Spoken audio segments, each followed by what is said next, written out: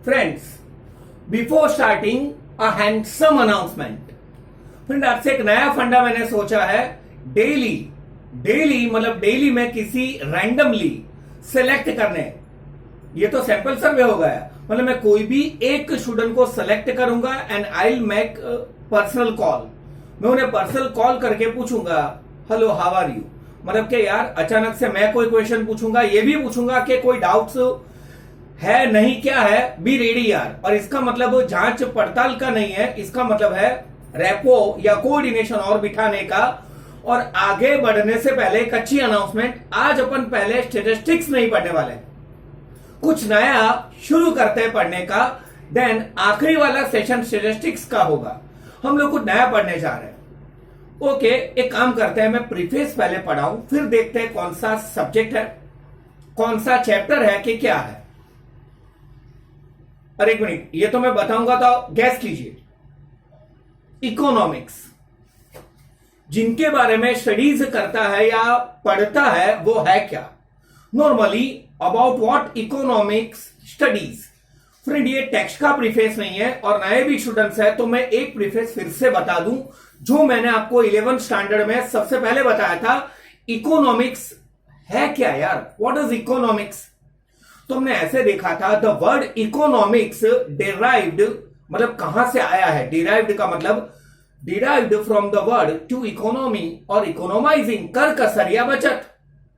मतलब कि human wants are always unlimited, but जो रिसोर्सेस है उसे सेटिस्फाई करने के वो अपने पास हमेशा लिमिटेड ही होंगे। तो इन दोनों के बीच में सेटिंग मारने वाला जो इंसान है, प्राणी है, वो इकोनॉमिक्स है।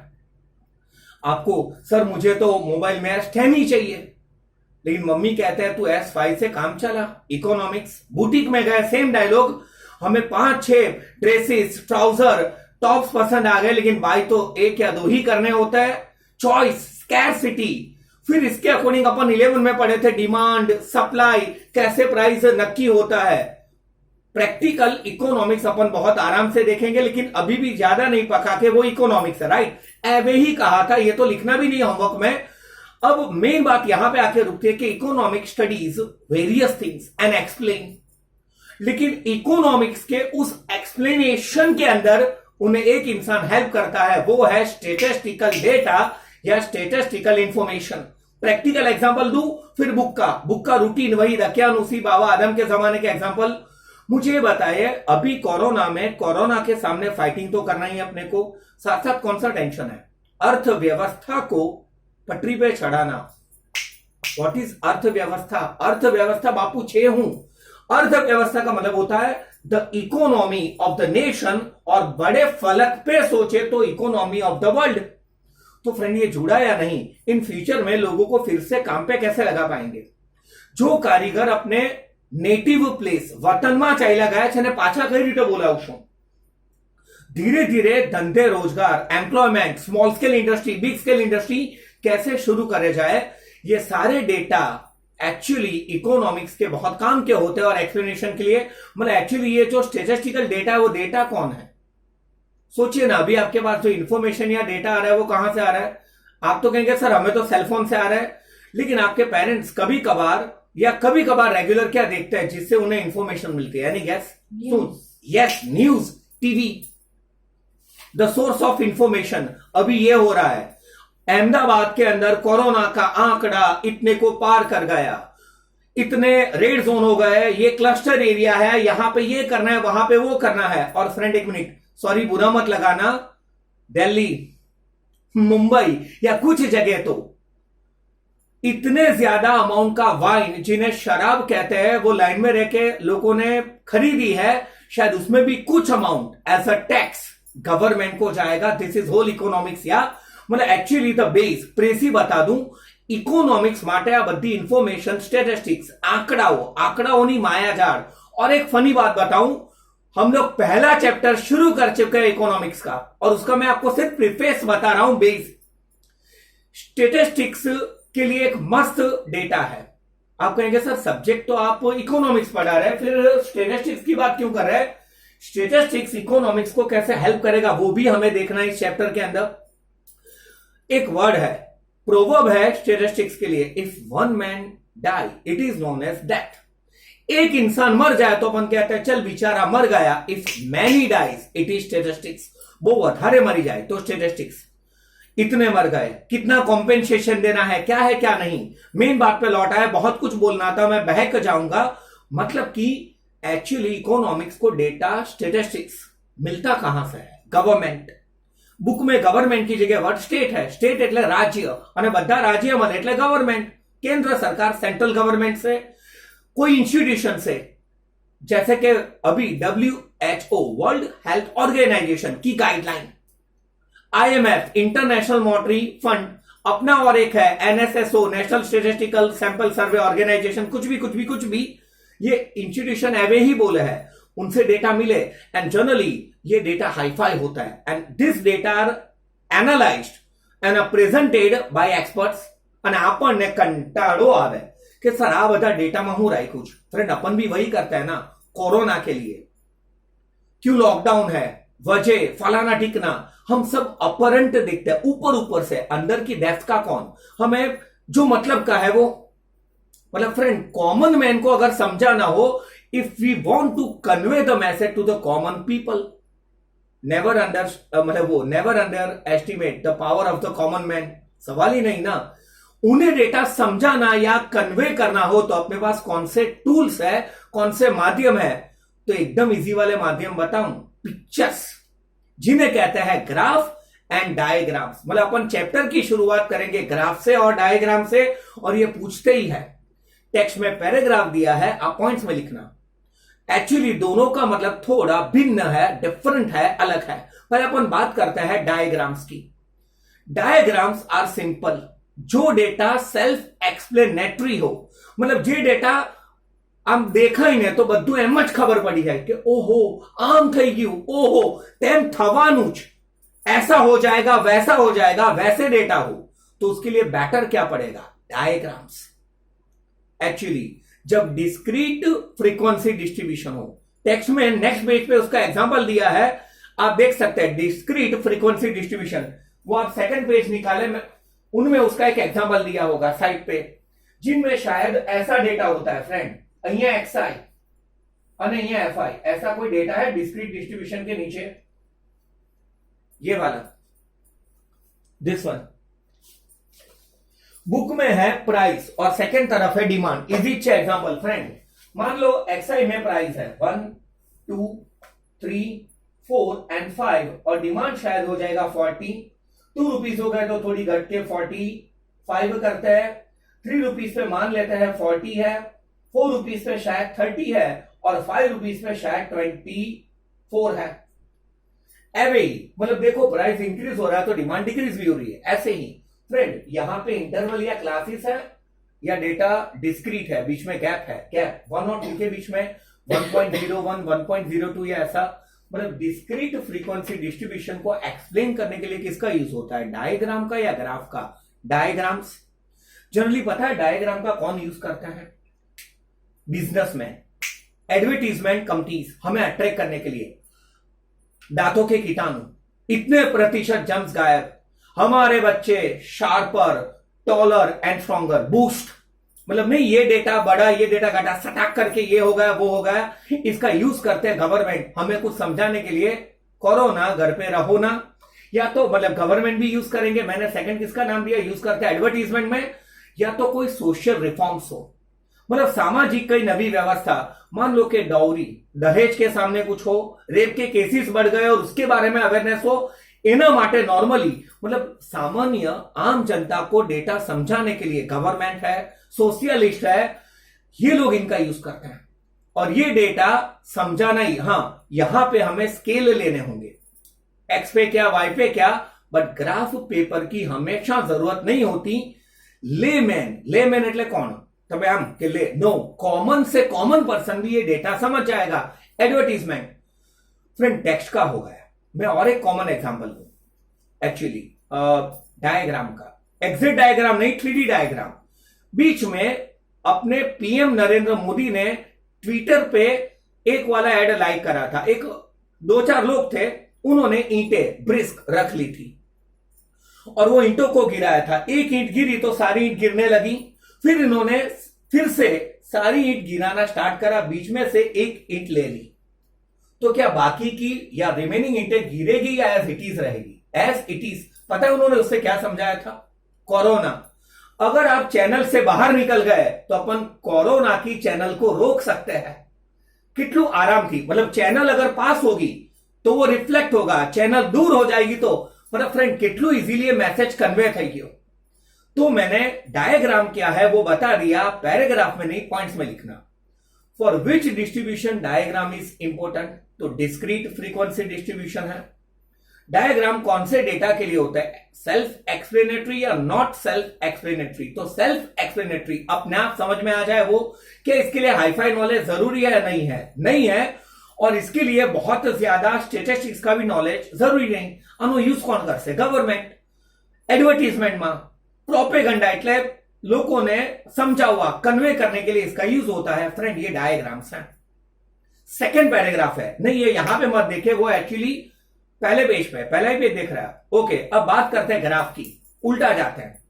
मुझे ये बताया फ्रेंड्स, डायग्राम किसके लिए इंपॉर्टेंट है? विच डिस्ट्रीब्यूशन? Discrete distribution. तो ग्राफ इंपॉर्टेंट है। Continuous frequency distribution, page number 2 पे आइए, वहां पे ये प्राइस और डिमांड था, उसके नीचे 2 एग्जांपल दिए हैं। पहले वाले एग्जांपल में एक जगह दिया है इनकम, और सेकंड वो इनकम के अंदर कितने लोग आते हैं। क्या है? पहले इनकम का ग्रुप, इनकम का रेंज, दिस टू 10,000 to 20. मतलब फ्रेंड ये वाला एक तरफ क्लासेस और सेकंड तरफ फ्रीक्वेंसी। 10,000 से कितने हजार? 50। 20. 10 से 20,000 इनकम में कितने लोग आते हैं? 500. 500। 20,000 से 30,300. 20 से 30,000 में कितने? 300. फिर 30,000 से 50,000 to 1 lakh. बट 30 से 50 है नहीं, वो होना चाहिए आइडियली पक्का। मतलब एक्चुअली 30 से 50,000 में इतना आप अपने एग्जांपल लिख सकते हैं।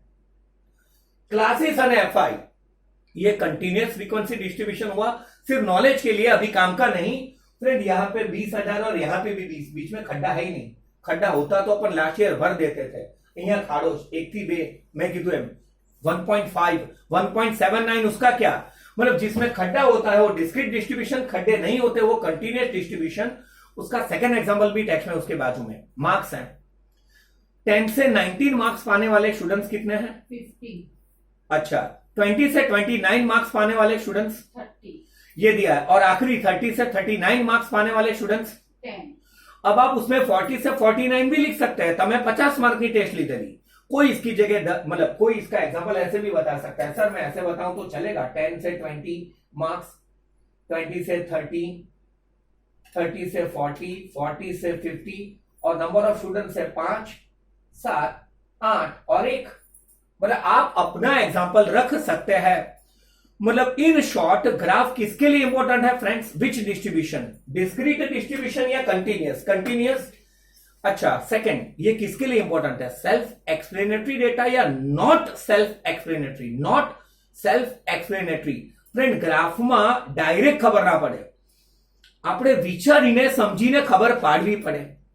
इसका कॉमन यूज होता है डायग्राम का, मतलब कि एडवर्टीजमेंट के लिए, मतलब फलाने टिकने के लिए, उसमें ज्यादा केयर लेने की कोई जरूरत नहीं। आमा क्या इसका पता है यूज कौन करते हैं, कर सकते हैं? रिसर्चर्स, एनालिस्ट, एजुकेशनिस्ट, ये सारे टेक्सुअल वर्ड है। એટલે જેને ડિટેલમાં રિસર્ચ કરવું હોય કે માન લો એક પ્રેક્ટિકલ એક્ઝામ્પલ યાદ आया कि कोरोना के लिए वैक्सीन डेवलप करना है, तो नानी वस्तुनी पर केयर रखे कि ये प्लाज्मा है तो इतना कोरोना को रोकेगा, ये कर लेंगे तो वो हो जाएगा। और फ्रेंड आप ये सोचते हैं कि ऐसा सटाक करके किक मारे तो कितना दूर उछलेगा, ये वाला एग्जांपल मत देना। इसके लिए यूज होता है friend for graph. Graph paper is compulsory. मतलब ग्राफ कहां पे ड्रॉ करेंगे आप? यस। एक प्रैक्टिकल एग्जांपल दूं, हमने एक मेथड पढ़ा था।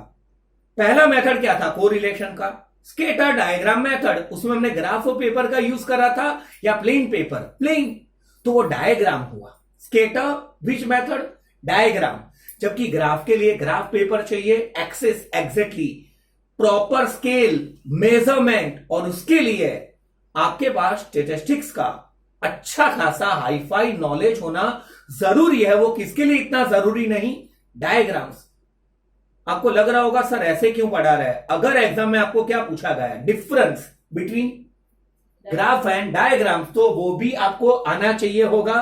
और एक बात मुझे बताओ, how many axes are there if you draw the graph? આપણને એમ જ કે બે एक्सिस હોય एक्स અને वाई। एक्चुअली ग्राफ उसके जो 4 क्वाड्रंट्स होते हैं, चारों वे से यूज कर सकते हैं। ऐसे 4 उसके क्वाड्रंट्स होते हैं फ्रेंड, ये वाले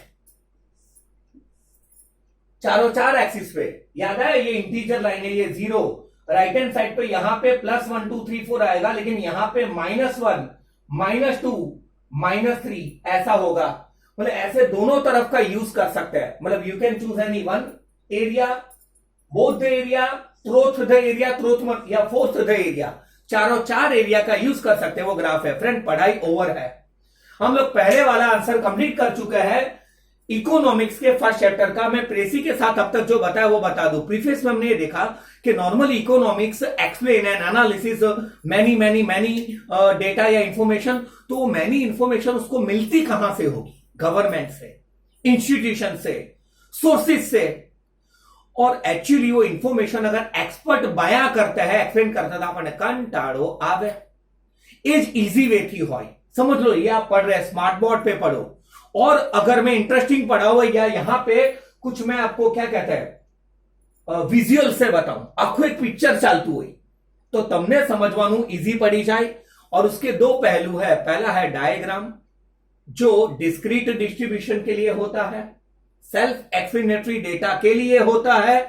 इसके लिए हाईफाई स्टेट्स का नॉलेज जरूरी नहीं, कॉमन या लेमैन कैन इजीली अंडरस्टैंड। हम डेटा જોઈએ ને तो समझाई जाए आज। और एक एग्जाम्पल लेने जा रहा हूं डायग्राम का। अचानक याद आया फ्रेंड, नवा तो सोचने का ही। आप एक्चुअली मैच देखते हैं तो मैच का डायग्राम नहीं, वो रन्स आउट हो जाता है तो बीच में डॉट्स होता है। અને આપણો માન લો કે ઇન્ડિયાનો બ્લુ વાળો કવ ઉપર હોય, બાપુ ઇન્ડિયા શું એવરેજ થી રમે છે, અને બ્લુ વાળું કવ નીચે હોય। હા, આપણા બેટ્સમેન આજે ફોર્મમાં નથી। This is diagram. मतलब એનો એડવર્ટાઇઝમેન્ટ માટે સોશિયલ મેસેજ करने के लिए यूज होगा। तो ग्राफ શું છે फ्रेंड? ग्राफ किसके लिए यूज होता है दोस्तों? For continuous frequency distribution. वो क्लासेस एनएफआई इंटरवल्स होंगे और उसकी फ्रीक्वेंसीज होगी। ये नॉन सेल्फ एक्सप्लेनेटरी डेटा के लिए यूज होता है। Hi fi knowledge is required. आप जो 4 क्वाड्रंट्स होते हैं इनमें से किसी का भी यूज कर सकते हैं। અને આનો ઉપયોગ હાઈ લેવલ પર થાય, ગ્રાફ પેપર પર સ્કેલ બરાબર હોવા જોઈએ। મોટું રિસર્ચ થતું હોય, કોઈ પીએચડી કરતો હોય એટલે એના માટે આનું કામ હોય। एनालिस्ट होते हैं जे आनु आम विक्षेक्षण या ऐसा कुछ करते हैं, या तो एजुकेशनिस्ट होते हैं वो करते हैं। टेक्स्ट के वर्ड भी आ गए। मतलब अभी आपका पहला होमवर्क क्या होगा फ्रेंड्स इन इकोनॉमिक्स? पहले वाला होमवर्क है प्रीफिक्स। नेक्स्ट बुक में पैराग्राफ है, आप एक एक पॉइंट में लिखते जाना किसके लिए इस्तेमाल होता है, क्या होता है। ऐसे किसके बारे में? ग्राफ के बारे में और डायग्राम के बारे में।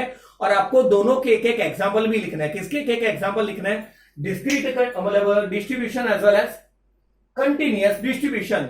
एग्जाम्पल टेक्स्ट નું નહીં, તમારું હોય તો પણ દોડશે, ચાલવાની તો વાત છોડો।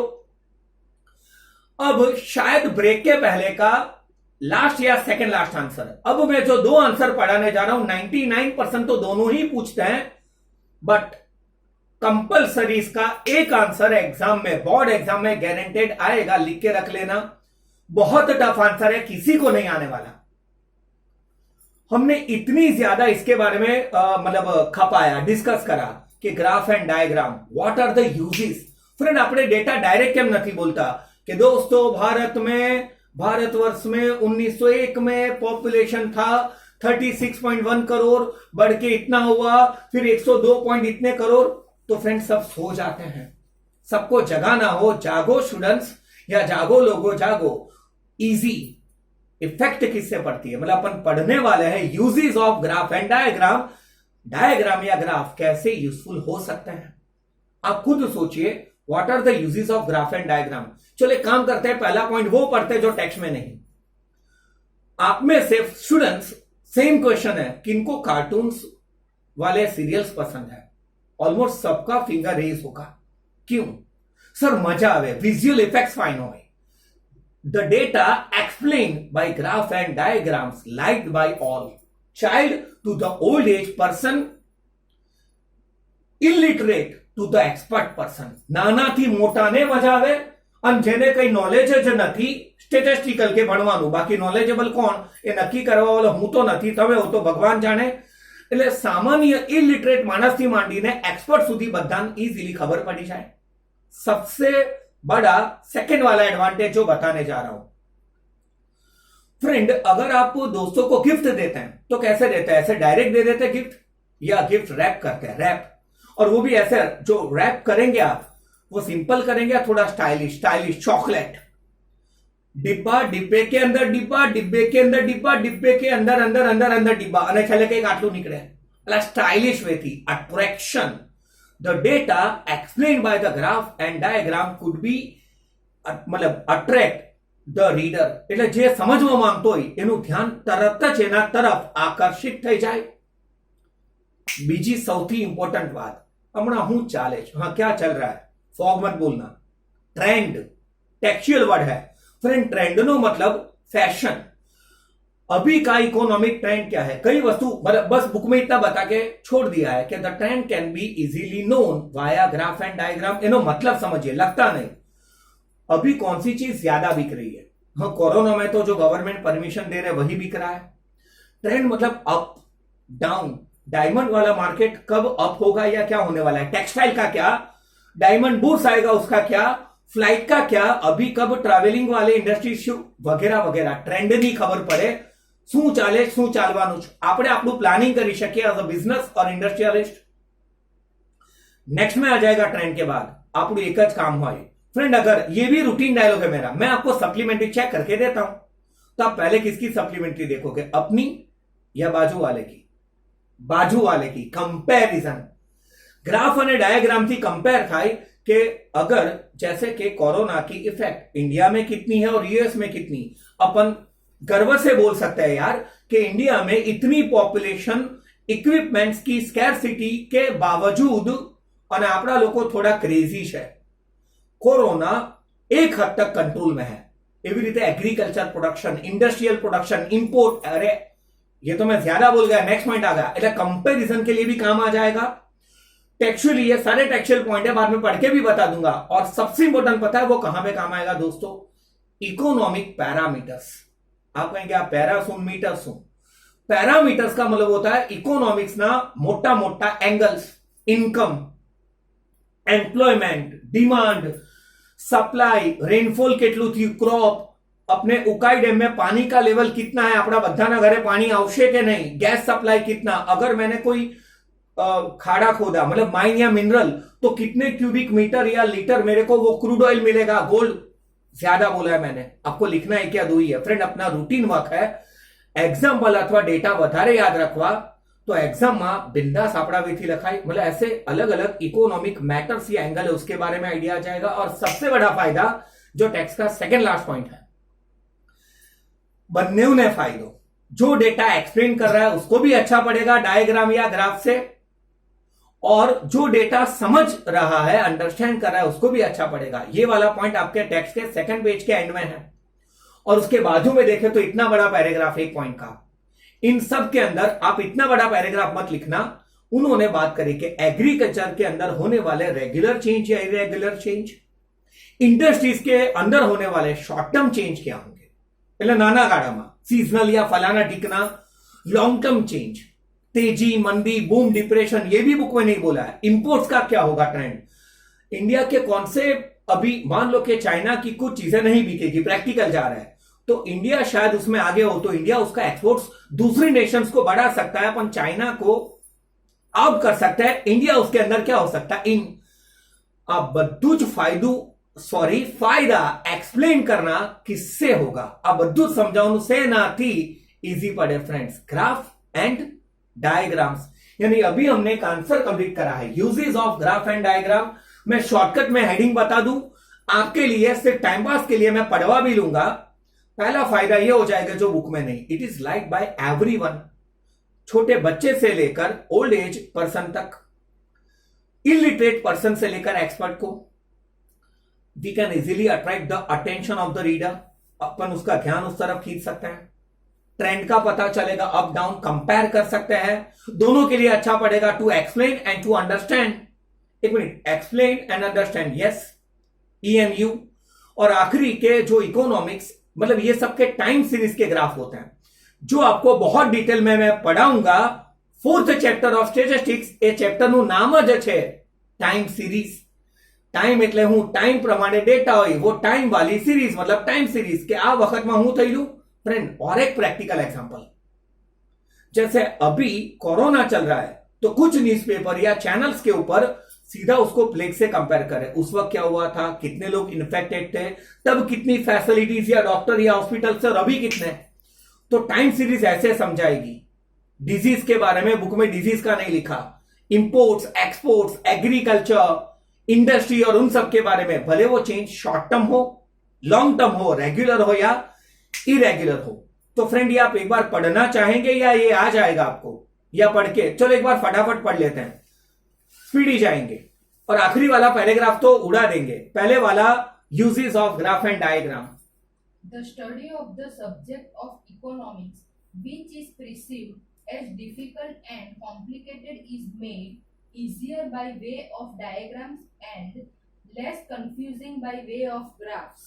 मतलब जो इकोनॉमिक्स की स्टडीज आपके लिए बहुत टफ होती है, डिफिकल्ट होती है, कॉम्प्लेक्स होती है, उस स्टडीज को इजी, કન્ફ્યુઝન ઓછું થાય, મજા પડી જાય એવું બનાવીને કોણ આપશે? मतलब जो लेस इंटरेस्टिंग स्टडी है, बोरिंग स्टडीज है, उसको अट्रैक्टिव कौन बनाएंगे? Graph and diagram. पहले पॉइंट में कोई डाउट हो? Next, Trends of certain trend, वो up down, trends of certain economic parameters, economic parameters. Repeating again, मतलब इकोनॉमिक्स के पहलू, income, expense, employment, demand, supply, कई पण parameters over various years can be observed through a single diagram or graph. बहुत ज्यादा सालों के इन सब के पहलू समझ सकते हैं। और बुक में तो क्यों बहुत ज्यादा सालों के, एक ही सालों के अलग अलग नेशंस के क्यों नहीं, 1 ईयर का अलग अलग इंडस्ट्रीज का क्यों नहीं? Next, Changes occurring in various sectors of the economy can also be easily understood. Friend એની અંદર જે ચેન્જ થાય છે કે लास्ट ईयर अपने यहाँ पे रेनफॉल इतना था, इस साल इतना क्यों हुआ? रिलायंस इंडस्ट्रीज का जियो लॉन्च होने से पहले, मतलब वो जो जियो धनाधन फोन है उसकी बात कर रहा हूं, पहले टर्नओवर या उसके अंदर क्या था मामला नेट प्रॉफिट का, और अभी कितना है खबर पड़े, चेंज। और हाँ एक चेंज और, कि आदर्श ज्वाइन करने से पहले क्या था, तो बहुत इंटेलिजेंट थे, आदर्श ज्वाइन करने के बाद सर जैसे डफर हो गए। Next, A comparison can be easily drawn. Human nature, jealousy, ओहो उसकी सारी मेरी सारी से सफेद कैसे, कंपेयर कर सकते हैं। For the distribution of some economic parameters. फिर एक तो इसमें एक बात बार बार इन्होंने, मैंने जो आपको बताया वो बड़े लेवल से बताया, इन्होंने बात करी है सिर्फ इकोनॉमिक एस्पेक्ट्स या पैरामीटर्स की, कि उससे अपन क्या कर सकते हैं कंपेयर, नेशनल इनकम का, बर्थ रेट का, डेथ रेट का। फॉर एन एग्जांपल, और एक नया एग्जांपल कि China and India birth rate को कंपेयर करें, इंडियाનો આખા વર્લ્ડમાં પોપ્યુલેશનમાં કેટલામો રેન્ક છે? સેકન્ડ, પણ ગ્રોથ રેટમાં ફર્સ્ટ, એટલે આપણે ત્યાં ચાઇનાથી ફટાફટ લોકોની ઇનકમિંગ કોલ્સ છે, તો ખબર પડે કંપેર કરવાથી। Next, When many aspects of economics which are found apparently difficult are मतलब इकोनॉमिक्स के बहुत ज्यादा एस्पेक्ट्स आपको ऊपर ऊपर से बहुत ज्यादा डिफिकल्ट या कॉम्प्लेक्स लगे, वो through a diagram graph the time and effort of the presenter in explaining and यानी उसे एक्सप्लेन करने का जो प्रेजेंटर એટલે જે તમને એક્સપ્લેન કરે છે એની ટાઈમ અને એફર્ટ્સ બચી જાય, અને નીચે એમ આપેલું છે એના પછી કે જે એને સમજે છે એની પણ એનર્જી બચી જાય। क्या कहा एंड में? reader in understanding these aspects is saved. मैं कीधेलू બંને ने फायदो। और जो लास्ट वाला पैराग्राफ है उसमें से आप वो नहीं पढ़ना है, आप खुद देख ले, उसमें ऐसा है कि भाई वेरियस टाइम सीरीज ग्राफ्स, उनमें आप long term changes, short term changes जान सकते हैं। और स्पेशली उन्होंने बात करी है टाइम सीरीज ग्राफ से किसका trend, industries, agriculture, regular change अथवा इरेगुलर चेंज, इन सबका अथा पता किससे पता इजीली चलता है अपने को, ग्राफ या डायग्राम्स। फ्रेंड्स नहीं, मैं पॉज दिला रहा हूं तो भी आप रफली देख ले, कोई डाउट हो तो पूछ ले। आपको ये वाला अब तक जो पढ़ा है वो देखना है। Prefix, what is diagram, what is graph, उसका डिफरेंस नहीं लिख के भी आना चाहिए। Example of discrete distribution and continuous and importance of graph and diagram. फटाफट देख ले, अपन आखिरी आंसर पढ़ने जा रहे हैं इसमें। पॉज लेंगे आप। फ्रेंड कोई डाउट्स हो आपको ये वाले आंसर में, क्योंकि इन दोनों में से एक आंसर गारंटेड आपको पूछने वाला है, या तो इंपोर्टेंस ऑफ ग्राफ और डायग्राम, और अभी जो पढ़ने वाले वो उससे भी टफ है, टफेस्ट है। घबरा गए ना आप? सेम डायलॉग, अपना टफ मतलब सबसे easy. What care should be taken while doing या रिप्रेजेंटिंग डेटा वाया ग्राफ और डायग्राम। अगर आप बेटा डेटा को एक्सप्लेन कर रहे हैं तो कई सावधानी अथवा काळजी राखशो। आउटसाइड टॉक जो बुक में नहीं है। अपने स्टूडेंट्स तो सारे ग्राफ या डायग्राम भी एक्सपर्ट्स की तरह बॉल पेन से ड्रॉ करते हैं, मेरी तरह ना स्केल के ठिकाने ना मेजरमेंट के। फिर जो टीचर्स मार्क्स देते उसके भी कोई ठिकाने नहीं होते। जो का पार्ट कई सावधानी राखशो। आपने अपनी स्टाइल की चाहिए। सबसे पहले मुझे बताओ, 1 मार्क का important MCQ. 2 axis are there generally when we are drawing the graph या डायग्राम, और वो है x axis and y axis. Somewhat ऐसे बोले अपन ऐसे जाते हैं तो ये वाले एक्सिस को एक्स मानते हैं, राइट, और ये वाले एक्सिस को क्या मानते हैं, वाई। फ्रेंड मुझे ये बताया नॉर्मली एक्स एक्सिस पे क्या होता है, what is there on x axis, independent variable, और वाई एक्सिस के ऊपर कौन सा वेरिएबल, डिपेंडेंट। आप कहेंगे मत बल, ये एक्सिस पे क्या होगा, टाइम। मतलब मान लो ईयर 2018, 19 एंड 20, और यहां पे ग्राउंडनट्स का प्रोडक्शन, या तो यहां पे नेशंस होंगे, India, Nepal, Pakistan, China, Asian, और यहां पे उनका पॉपुलेशन का ग्रोथ रेट, मतलब एक्स एक्सिस पे टाइम, नेशन, सिटीज, मतलब इंडिपेंडेंट वेरिएबल यहां હોય અને એ લોકોનો ડેટા क्या હોય, વાય एक्सिस के उनका growth rate, birth rate, national income, employment, demand. जैसे यहां पे स्टूडेंट हो सकते हैं और यहां पे मार्क्स भी हो सकते हैं। मतलब फ्रेंड ये आना चाहिए, एक्स एक्सिस पे कौन सा वेरिएबल होता है, इंडिपेंडेंट या डिपेंडेंट, इंडिपेंडेंट, और वाई एक्सिस पे कौन सा वेरिएबल, डिपेंडेंट वेरिएबल। मतलब पहले कौन से एक्सिस पे क्या है वो बताना पड़ेगा ग्राफ में, कि एक्स एक्सिस पे क्या है और वाई एक्सिस पे क्या है, कि भाई इस पे टाइम है और इसमें शायद बर्थ रेट है। सेकंड एंड इंपोर्टेंट, खतरनाक है, क्लैरिटी। मतलब ये एक्सिस का मामला था, सेकंड है क्लैरिटी। आवर ग्राफ और diagram should be neat, clean, perfect and precise. एकदम क्यूट लागो जो है, हम જોઈને જે ચેક કરે છે ને that guy is in love, और अपने को फुल मार्क्स दे दे। मतलब कि वो बहुत साफ सुथरा और अट्रैक्टिव बनाने के लिए अपन उसके अंदर अलग अलग शेड्स, अलग अलग कलर के पेंसिल्स का यूज करते हैं। घनी वक्त આપણે કંઈક બતાવવું તો આમ લાઈન, અને પછી બીજું કંઈક બતાવવું તો ડોટેડ લાઈન। जितलू क्लास बनावाई ने इतलू क्लास बनावाई। मतलब पहले कौन सा केयर लेंगे, कौन से एक्सिस पे क्या है, सेकंड किसकी केयर ली जाएगी, क्लैरिटी।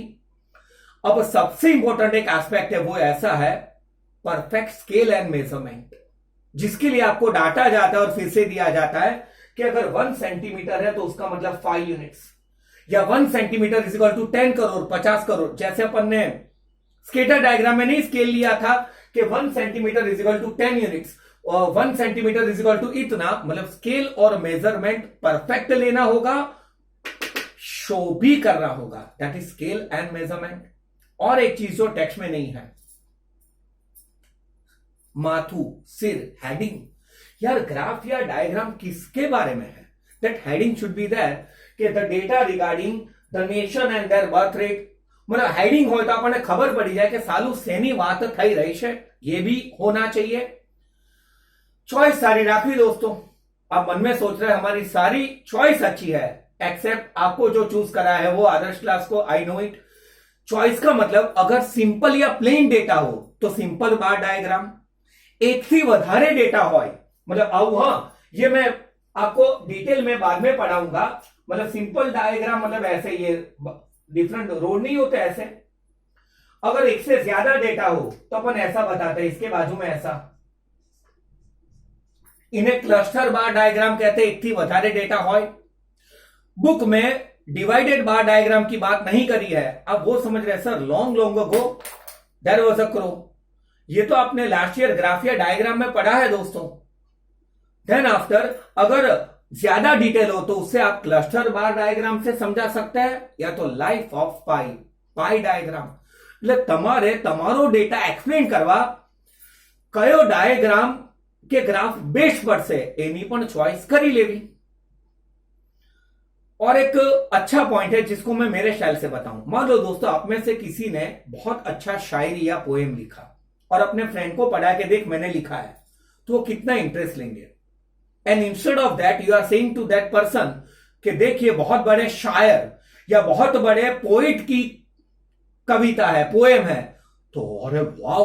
इन अ सेम वे अगर आपने जो डेटा शो करा है उसका सोर्स बता दो कि तने खबर छा बात कोने करेली, आने करेली, तो हो उसका वैल्यू, ऑथेंटिसिटी, रिलायबिलिटी बढ़ जाएगी कि ये डेटा दिया है वर्ल्ड डेवलपमेंट रिपोर्ट, ये बात करी है इंटरनेशनल मॉनेटरी फंड, या ये डेटा वर्ल्ड बैंक ने दिया है। मतलब डेटा का जो बेटा टेबल होता है वो और उसका सोर्स बता दो, बढ़ जाएगा इसका रिलायबिलिटी, आना चाहिए। और आखिरी बात जो केयर में लेनी है वो आपने अगर वो डेटा काउंट करने में कोई स्टेटिस्टिकल टेक्निक का यूज करा है, कोरिलेशन मान ले, इंडेक्स नंबर मान ले या जो भी, तो नीचे शॉर्टकट में बताना पड़ेगा कि वी यूज दिस टेक्निक और उसका बेस ये है। तो पहला ने खबर पड़े कि आने कई रीते करीश। मुझे प्रैक्टिकल एग्जांपल याद है, मुझे जब नया नया थायराइड आया था मैं बताने गया था डॉक्टर्स को, तो एक जगह बोला कि आपका लेवल कुछ 4 एग्जिट याद नहीं 4.5 लेवल तक होना चाहिए, दूसरी जगह कहा 4.7 तक चलेगा। मैं कंफ्यूज कैसे कैसे, तो उन्होंने बोला ये वाली मेथड से चेक करे तो 4.5 होना चाहिए, ये वाले मेथड से चेक करे तो 4.7 होना चाहिए। मतलब कई मेथड। Friend answer over. कितना टफ था मैं रफली बता दूं और ये पढ़ाऊंगा नहीं क्योंकि टेक्स्ट के अंदर हेडिंग दी है। सबसे पहले क्या केयर लेंगे, what care should be taken to represent the data via graph and diagram. पहले केयर ये लिया जाएगा, appropriate heading should be that, जो टेक्स्ट में नहीं है। एक्सेस, एक्स एक्सिस पे इंडिपेंडेंट वेरिएबल, वाई पे डिपेंडेंट वेरिएबल आ जाएगा। क्लैरिटी होनी चाहिए, परफेक्ट, क्लीन, नीट शार्प रखना। तो आपने तो पेंसिल बराबर छोलिन रखनी पड़े, उसके लिए अलग अलग कलर के शेड्स या डॉटेड लाइन का यूज करना होगा आपको। देन आफ्टर इसके बाद परफेक्ट मेजरमेंट्स एंड स्केल्स लेने होंगे और वो बताना पड़ेगा कि 1 सेंटीमीटर का मतलब क्या है, इतने गैप के बीच में ईयर आपने बताया वो देना होगा। देन जो डेटा टेबल है और उसका सोर्स के डेटा क्या थी मयू, तो उसकी रिलायबिलिटी या ऑथेंटिसिटी भी इंक्रीज हो जाएगी। और आखिरी, if you use any statistical information data, any equation, तो उसका ब्रीफ नीचे क्या मैं, जैसे कि अपना क्रिकेट मैच अचानक बारिश हो जाए तो कोई विजेता हुआ लेकिन शायद किसकी वजह से डकवर्थ एंड लुइस रूल એવું કંઈક છે એનો રૂલ અપ્લાય થાય કે આટલી ઓવરમાં આટલા રન કરવાના, તો બાપુ આપણને ખબર પડે હો। तो फ्रेंड ये वाला आंसर था actually what care should be taken while do like drawing graph and diagram। हाँ फिर मैं टेक्सचुअली इसके हेडिंग पढ़वाने जा रहा हूं। हेडिंग देखे जो दी है textually, choice of type of diagram or graph and their presentation। Friend ये बहुत आप डायरेक्ट, फ्रेंड इतना बड़ा हेडिंग कौन याद रख के जाएगा यार एग्जाम में। તમારે ફક્ત યાદ શું રાખવાનું, ચોઇસ या चॉइस ऑफ डायग्राम या ग्राफ। मतलब सिंपल बार डायग्राम है, चॉइस, ये तो मैं रिवीजन में भी बताना भूल गया। ज्यादा डेटा तो एच જોઈનિંગ है, પાઈ ચાર્ટ થી જવું એટલે તમારે ચોઇસ પહેલા નક્કી કરવી।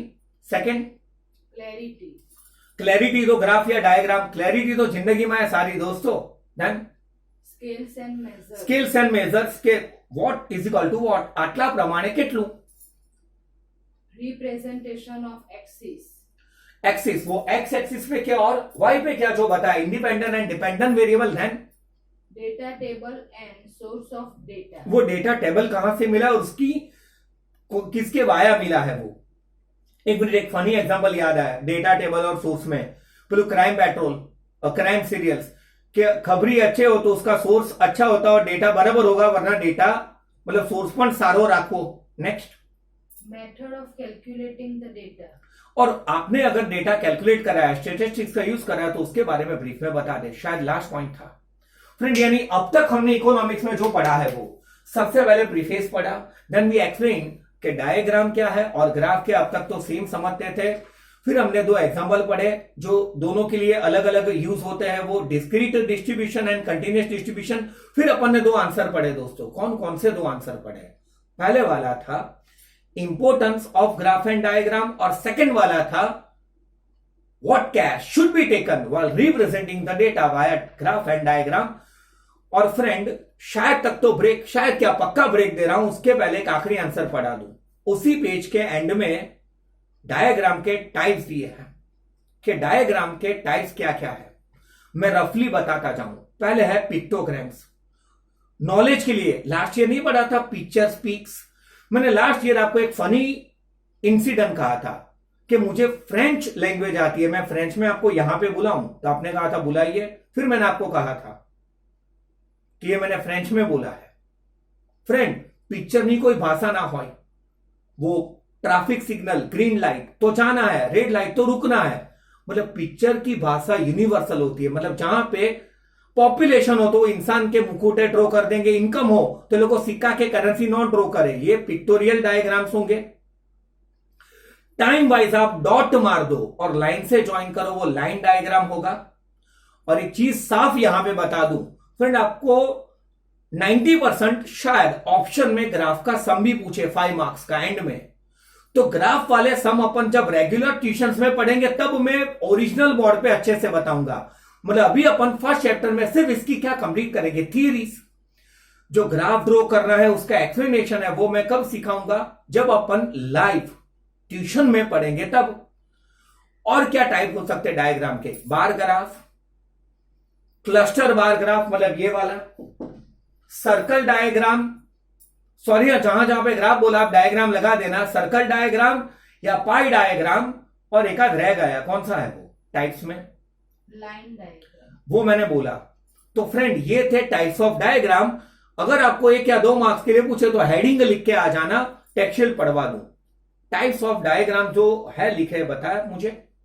पिक्टोग्राम, पिक्टोग्राम, पिक्चर स्पीक्स, वहां पे पिक्चर से बताया जाएगा। जैसे मान लो इंडिया के एक सिटी का पॉपुलेशन है 50 लाख, तो आप 5 छोटे छोटे इंसान ड्रॉ करेंगे और नीचे लिखेंगे एक इंसान का मतलब है 10 लाख, तो 5 इंसान का मतलब 50 लाख। 1 मिनट, मैंगोस, अरे यार केरी का उत्पादन, प्रोडक्शन आउटसाइड टॉक, जेंट्स के लिए विकट परिस्थिति होगी।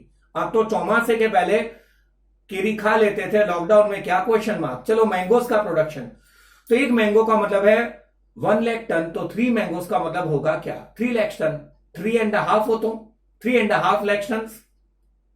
Second scatter diagram, scatter diagram जो अपन ऑलरेडी एक्स और वाई के वो पोलियो की बूंदे, स्केटर डायग्राम मेथड। फिर लाइन डायग्राम, लाइन डायग्राम जहां पे टाइम वाइज लाइन ड्रॉ करके पॉइंट को ज्वाइन करा जाएगा। Circle diagram, circle diagram, bar diagram, और सर्कल, 1 मिनट क्या यार, इनो सर्कल और पाई दोनों अलग अलग दिए, पाई डायग्राम भी है। तो फ्रेंड ये दोनों एक ही खानदान के हैं, जैसे बिल्ली और शायद टाइगर। आप देख लेना, सर्कल डायग्राम में सर्कल ड्रॉ होता है ऐसे, याद है? ये मैं सब पढ़ाना बाकी है, ये तो ऐसे ही टाइम पास कर रहा हूं, तुमने फक्त हेडिंग आवड़वा जो है। सर्कल डायग्राम આપણે ડેટાને રૂપમાં રાખતા હતા અને પછી અમુક સેન્ટીમીટરના સર્કલ ડ્રો કરતા હતા, ये सर्कल डायग्राम। એટલે પેસ્ટ્રી થઈ ગઈ, પછી આપણે એમ વિચારતા હતા મારી પેસ્ટ્રી આટલી, મારા ફ્રેન્ડની આટલી અને આ બાકીની ગવર્નમેન્ટ લઈ જશે ટેક્સમાં।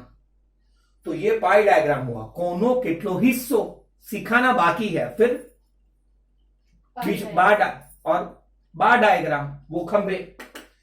तो friend what are the types of diagram भी अपन एक बार बोल ही लेते हैं ना। बार डायग्राम होगा, सर्कल डायग्राम होगा, पाई डायग्राम होगा, क्लस्टर बार डायग्राम भी उसके अंदर उसका एक पार्ट हो जाएगा। देन आफ्टर पिक्टोरियल डायग्राम भी हो जाएगा, आना चाहिए दोस्तों। अपन मतलब यहां पे एक छोटा सा ब्रेक लेने जा रहे हैं, अब माइन्यूट ब्रेक दोस्तों।